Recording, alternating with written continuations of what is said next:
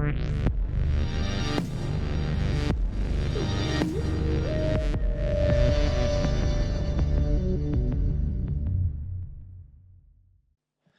everyone, I'm Ejay, or real name John, and I wanted to share a best game with you all. Um, I'm not a pro Terra Mystica player like some of the others that have made videos for this series before, but I have been getting better recently, and I've been happy with how I've been playing. Um, I started playing Terra with some real life friends last year in the pandemic when we were off work and we discovered Board Game Arena. And then towards the end of 2020, I started diving more into the guides and into the theory and looking at the forums and trying to improve and get better. And I feel like I have been doing that at the end of last year and the start of this year. And maybe this was one of the best games I've had. So I'm improving, but I don't think you're going to see some crazy, clever mermaid shipping strategy or an amazing Four Towns witches economy game here, like you might have seen before. But it is a game that, personally, for me, I'm proud of. And in homage to Ranior, actually, it is a witches game on the Fire and Ice map on Arena. I know that joke's getting run into the ground on the stream at the moment, but there it is. So will people be able to learn anything from my game here? I honestly don't know. I think there's some stuff that's interesting and I'd like to point out that's maybe some good interesting points to learn from.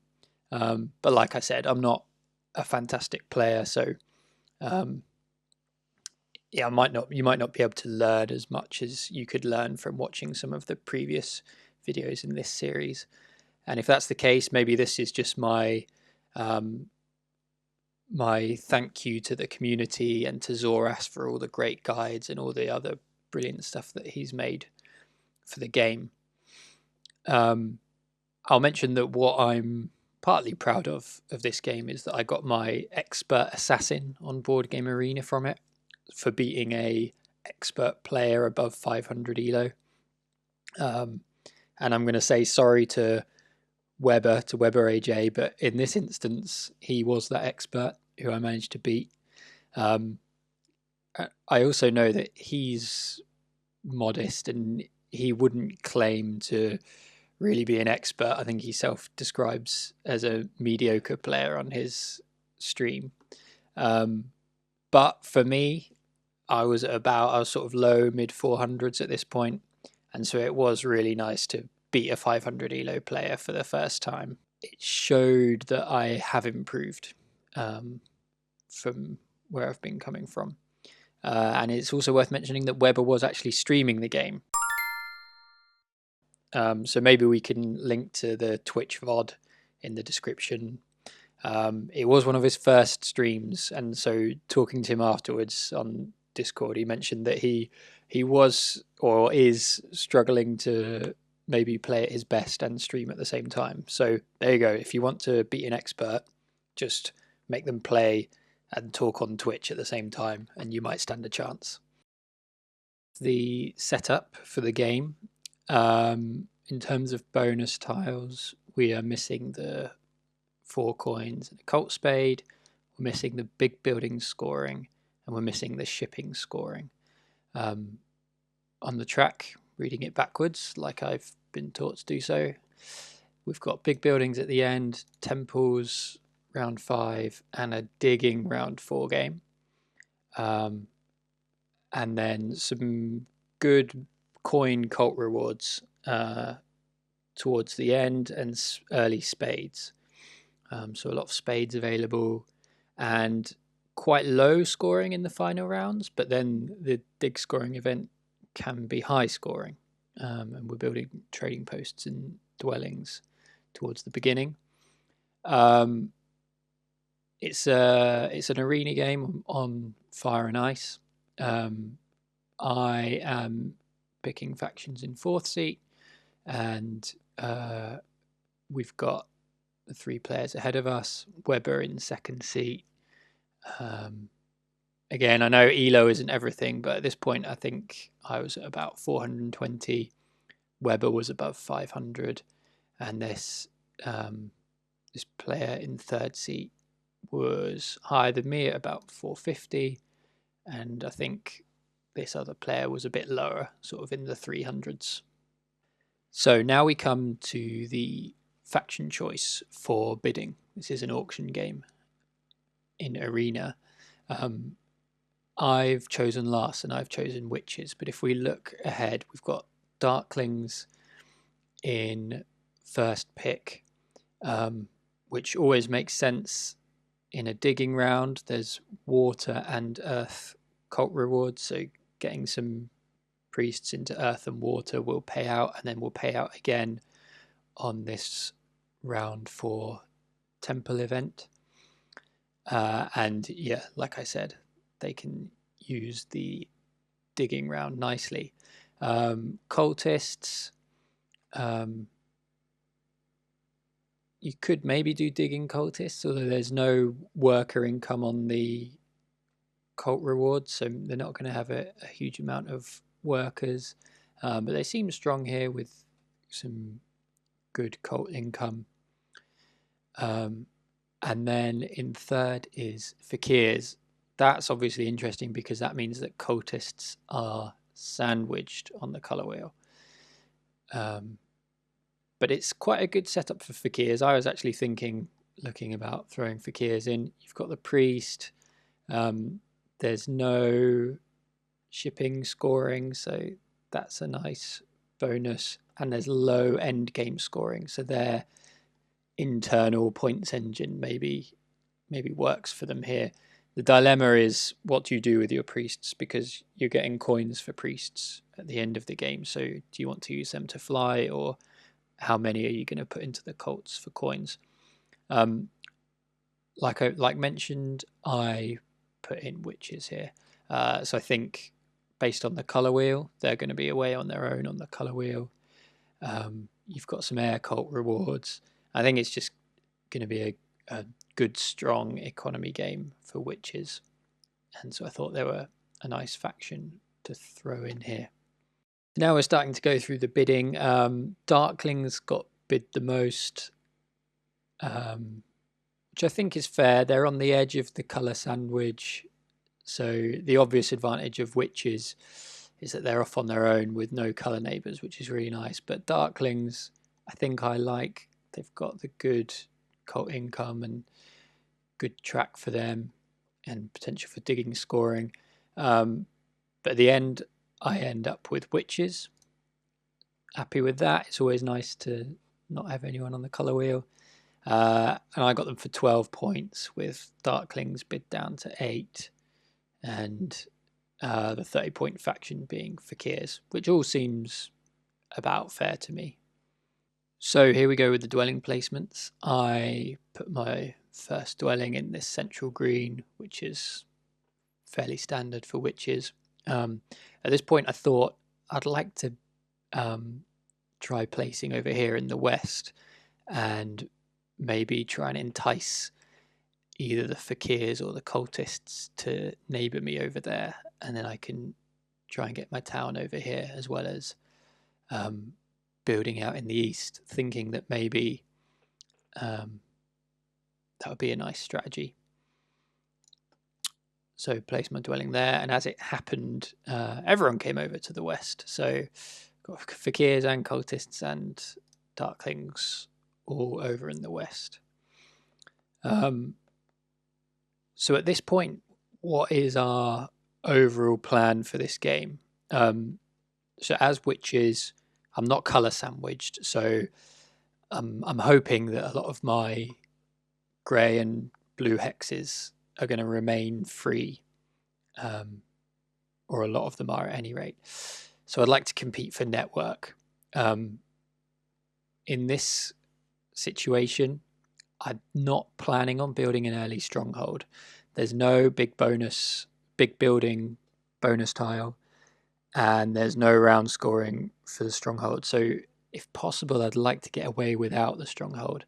That does mean that this green connection hex is maybe going to be left unsecured for quite a while, because I'm also not planning to upgrade shipping because there's no shipping upgrade. So I don't want to go to the 2 or 3 ship required to take this connection hex. The end game is low scoring, like mentioned in the round tiles. So ideally, I'd like Earth 1. I'm in 4th seat, so that's out of my hands. I'd like to get it, but if I don't, I think there's alternatives, going for an economy, maybe taking Earth 2 and then looking to get worker income, maybe to try and abuse digging, maybe upgrade digging. I want to get my priests to cults. That's another reason to go for a temple opening instead of a stronghold opening, because I want to have priest production through the game. And like mentioned, there's this dig scoring. I think it's an option to go for it. At the start, I was not set on whether I was going to look to try and score points on digging. The thing that is an interesting thing about this track is, and going back to one of Zoras's key points, is when are we going to build our trading posts? It's not clear. Rounds 1 and 2 is too early to build them, so maybe we're looking to build them later on and score them with Water 1 or Air 1. So yeah, we'll see how we go. The themes that I'm sort of maybe going to touch on in this game is just that, building the trading posts. I think that's an interesting question in this game, and timing of passing. So I think one of the things I like how I played this game is in my pass timing, getting tempo, getting the right passing tiles. So yeah, let's see how we go. So here we go with round 1. The first thing of note that happened is that cultists dug in the northeast here using their temporary shipping. They took the single spade. So this means they're relinquishing tempo on Earth 1 here, which is good for me because, like I said, ideally I was hoping to get Earth 1. There's a bit of a risk of not getting it, but I think this is the advantage of maybe what we bid for as witches on the colour wheel, is there's a good chance that the other factions who are in a colour sandwich are going to maybe have to prioritise securing some hexes, and that's exactly what cultists decided to do, was secure this yellow ahead of fakirs. Fakirs had a priest, so they could fly there early on. So maybe partly that's what we bid for at the start of the game.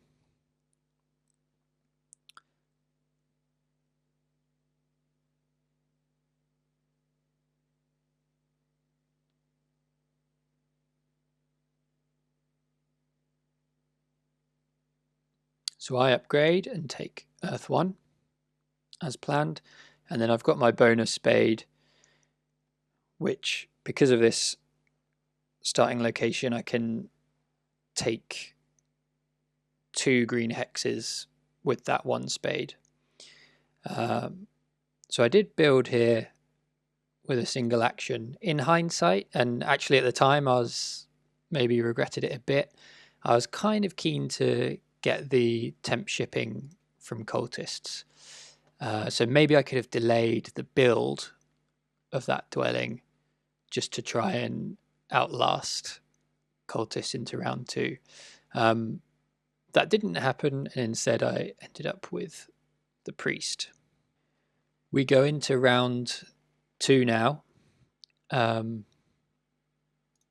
here I want to get some good priest spots. Like I mentioned, the plan was to send priest to cults in advance of this nice reward. And so I get the 3 spot on Earth, which is very nice, ahead of some good coin income later on. I also got one of the air spots ahead of the cult digging rewards, which is nice. At this point, I'm deciding whether what I want to do for the rest of the round. It's a trading post round. Do I want to build trading posts? The action comes to me, and I've still got a few resources, so I could build up a few trading posts. But I decide not to, and I notice that the dwelling bonus tile is free with 4 coins coming from it. So at this point, I think I've got a good amount of coins. I got the coins action in the first round. So I'm going to pass slightly early here with some resources, but look to really get the dwellings out in the next round, which is a dwelling round. So I do that and pass.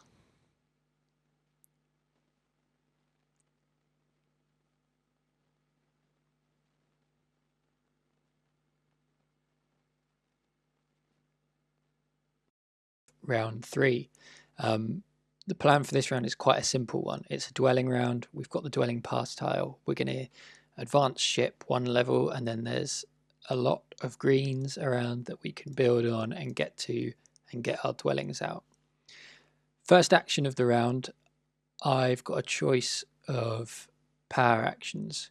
At this point, I maybe made a slight mistake. I saw that there were other players with a large amount of power in bowl 6 and thought maybe if I skip a dig action, I won't get one back as my second turn. In hindsight, one of the people with a lot of power is Darkling, so they're unlikely to take the dig actions away from me. And if instead I'd increased ship first or built first, I might have had a better place for my first dig. As it is, I took the double dig partly for denial to the other players and dug this red hex in the northwest, which is slightly inefficient, but hey, it did give me another hex to build on.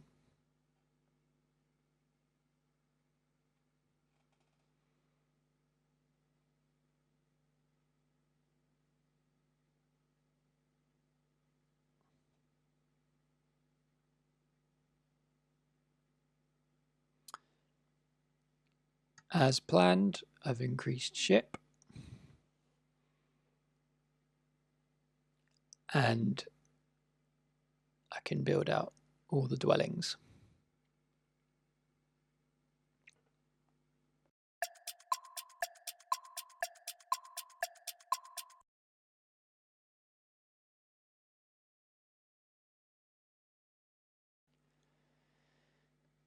Now I've got 1 dwelling left. At this point, I did decide to build the 8th dwelling. As it was a dwelling round and I was on the pass tile, I thought, even though it doesn't give me any income, I'm going to build that 8th dwelling. And that's the end of the round. We've got a lot of dwellings out on all our green hexes. Everything is going quite nicely, and we've passed for a good amount of points.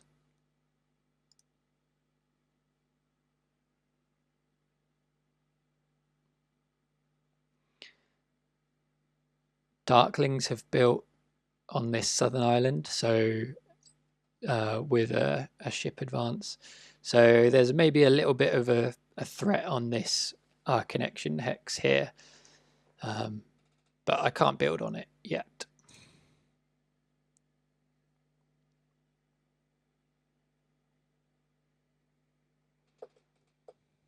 This is the digging round. So the question for this round is, what am I doing? What's the plan?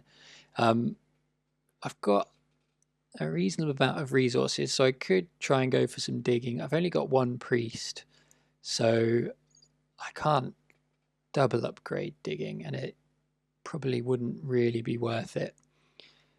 And then the other thing to really note is that this trading post tile has been sat here and no one's taken it yet. All games, but it's got 4 coins on it, which is very nice, and someone is surely going to take that soon. So I send a priest to Earth for a double coin reward in future. I've got 2 spaces on Earth.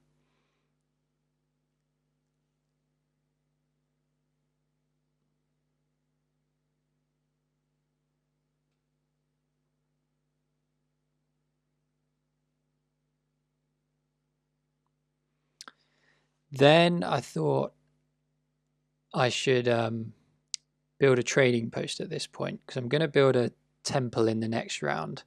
So first of all, my 8th dwelling wasn't doing anything for my economy, so I can build a trading post for my economy. And then I've got tempo at this point if I want to take water 1. But then at this point, I'm kind of done. Darklings are using their priests to dig, and cultists are upgrading digging, so they are going for a digging strategy. But in the meantime, this trading post is free. Next round is the tempo scoring. So if we, like I mentioned, we've got tempo on getting water 1. There are still 2 copies of it available. So next round can be our trading post round if we get water 1. So I decide to pass. So again, it's not an amazingly quick round. There's nothing incredible here, and it had 4 coins on it. But I thought 2 quick actions, and then I'm jumping on that trading post tile, which was good. Weber as Darklings passed straight after, and I'd imagine he would have quite liked that trading post scoring.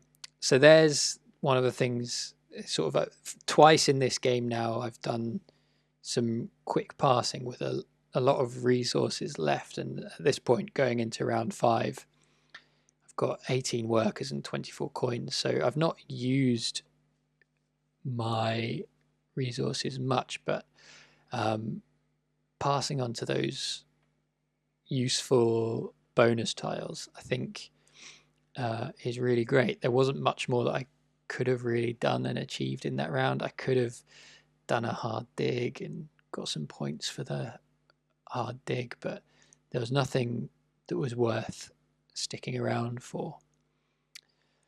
So now we come into round 5, and so we've said in this round, going to build trading posts. I've got a lot of resources, so this could be a long round. We're at the point now where there's not much scoring left on the track, so having the passing bonus tile is nice.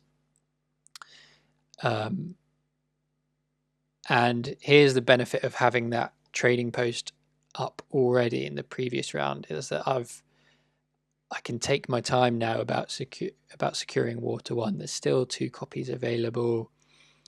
Darklings can build a temple, but cultists or fakirs would have to build a sanctuary, which maybe seems unlikely. So I can take the coins power action nicely. And then with my second action, I build the trading post and take water 1. So it all seems to be going pretty nicely at this point.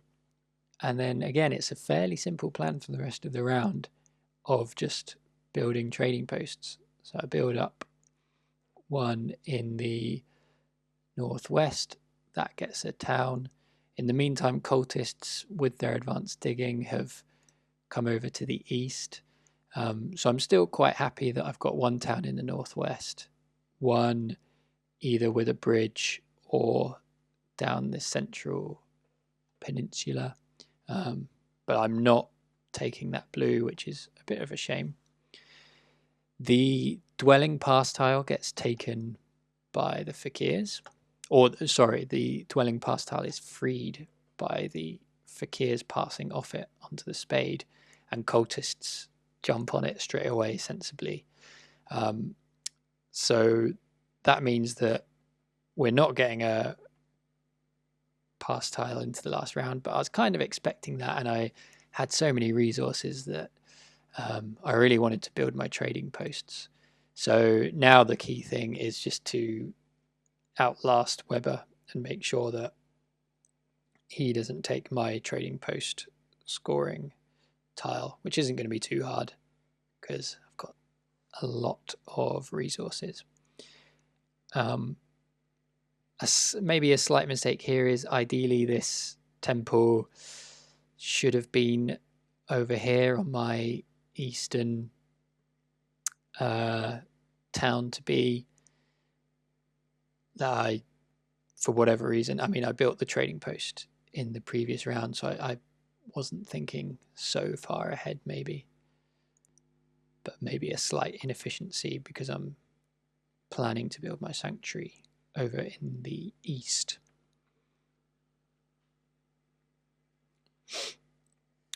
At this point, other folks are starting to build over in this southern area. So even though it's not strictly necessary, maybe, I decide I've got resources to spare. I did advance ship to ship level 2 and build on that hex.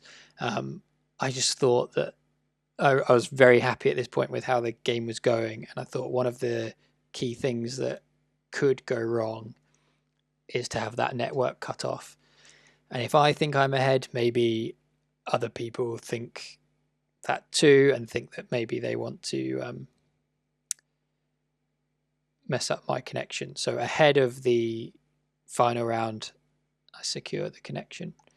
And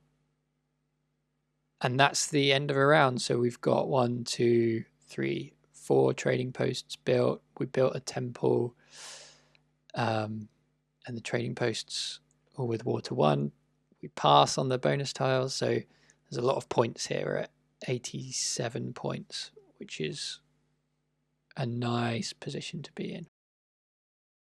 Okay, we come to round 6, the final round. Now this round is where I don't think I took my best line. It's a big buildings line, and essentially I chose to build the big buildings.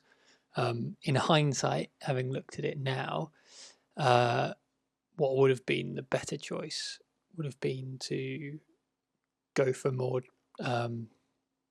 Earth 1 and Water 1 scoring and aim for winning network.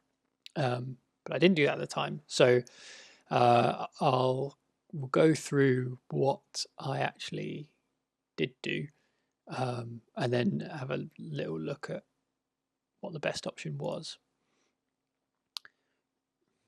The reason I did go for the big buildings is, well, not being very good. If I was a better player, I'd have known what to do exactly. But I mean, the thing I find hard is here I'm not connected. I've got a certain amount of dwellings all over the place, and I don't have the ability to work out what network number I'm going to finish on versus what Darklings are going to finish on when they connect versus how many Fakirs are going to get to. If I had a planner like on Snellman and the time to work it out, I might have been able to, but at the time I didn't. So I'm thinking I've got myself into a good position if I just make sure I build the buildings to the track and get my town here. I can't go too far wrong. So anyway, I build a temple to get the sanctuary. For the temple and sanctuary, I'm taking air 3 and earth 3. I think on balance it's just about the right thing to do, given that I am building a temple and a sanctuary. I thought I was mostly fighting fakirs, so beating them on air was maybe on balance better than taking air 1, for example. Maybe I could have taken air 1 instead of winning Earth Cult. It's all sort of close in terms of points, I think, at the end of the day. That gets me my sanctuary town here in the east, and I get the 11 points.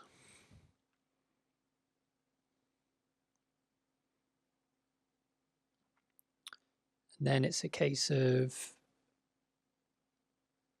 getting ship advanced to 3 to connect. I build the stronghold here, and then I can get an extra free dwelling up in the north. So that is the benefit of building the stronghold, is it comes with a free dwelling for network and such like. But yeah, I end up not really expanding much in this final round, which is not brilliant. And even if you watch Weber's stream, he kind of assumes that I am going to win network, I think, or at least that I'll get a bunch more stuff down. And then at one point he just notices that all my resources are gone, and that's because I've spent it all on an expensive temple sanctuary stronghold combination. But it was a sort of secure way of getting some points, getting a town, and like I said, I felt like I was in a good position, so I just didn't want to do anything too risky, and I thought if I play it out well, I can get a good result. And that's it. We come to the final scoring. So I'm at 121 points before any end game scoring, which is all right. And network, Darklings actually end up winning network. And then I'm tied for second with Fakirs. So it was certainly, with the amount of resources I had, it was certainly winnable on network at the end there if I'd used them differently.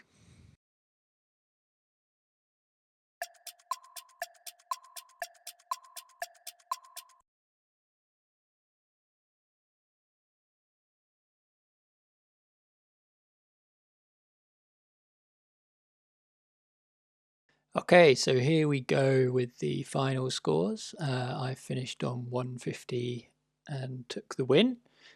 Before looking at that in any detail, I'll just show here what I was saying about the different options for that final line. So this is a few different routes I could have taken in that last round. What I did choose to do was build big buildings. So I built a temple, a sanctuary, a stronghold, and then these are the costs against what resources I had at the start of the round. I think what I did gave me like net about 29 points once you factor in the fact that the sanctuary and the temple did win me some cults, and I came in second on network. I think the better line would have been, given that I had the coins bonus tile, I probably had enough resources to advance dig twice and ship, as long as I managed to find a priest from somewhere. And then I could get out enough digs and dwellings to win network and get the 18 points, and that would be closer to 40 points. So could have done better on that last round, like I said, but I did choose to take a secure path to points. And at this point, I've spent so long looking at this game, but if I didn't do the best thing in the final round, is it still my best game? I don't know. I think it is. I'm questioning everything now though, but and this is why I did like the game, and I'm proud of the game. Is the route I took with points and tempo on passing. So this graph is the points of each faction in the game at the end of every round. It's quite interesting, this. I've never like plotted it before, but it's interesting seeing how the game shaped up. And the thing to highlight is how I had this pattern of round one and then round two really scored no points, although that's true of most people, but then had a nice round three and built up, and then again a bit of a dormant round four, and the points didn't go up, didn't score anything, but then really shot up in that round five. And I think this shows it nicely. Didn't quite explode off into a huge score at the end, but there we go. So yeah, this is quite a nice visualization of that. I'd like to see it more often, maybe. I'm sure you get a lot of games like this where, you know, you're having some rounds where you're not scoring, but it's interesting. And, you know, Ranior's game with 4 towns at the end, it would just be a flat green line of the witches doing nothing and then exploding with 200 points or whatever it was in that last round. That would be an interesting one to plot for sure. So there we go. And yeah, this is the final score, 150 points. Not a perfect game, but one I was really happy with. It's quite a good number of points for a fairly low scoring track and without many scoring bonus tiles. But that's obviously helped by that really favourable colour wheel for the witches. So bit of a balance there. There's the factor that I got Earth 1 from 4th seat, which was maybe a bit lucky and maybe why witches weren't bid down more. But in the end, I won by 21 points over Weber, and it was a 22-point Earth 1. So if without Earth 1, if you assume I take a economic favour tile, you presume I make up that 1 extra point. So I hopefully would have still won without Earth 1. And there we go. That's my game. Thanks for taking a look at it with me. I hope it was interesting, even if it's not an amazing expert game. Thanks to Zoras for all his amazing videos and for this really cool video series. Thanks to Weber for the game and for streaming it. And everyone go and follow Weber on Twitch and give him some love on there. He's really great on it. And thanks to the rest of the community and for everything going around Terra at the moment. It's also fun and it's such a great game. It's really enjoyable. Yeah, thanks everyone.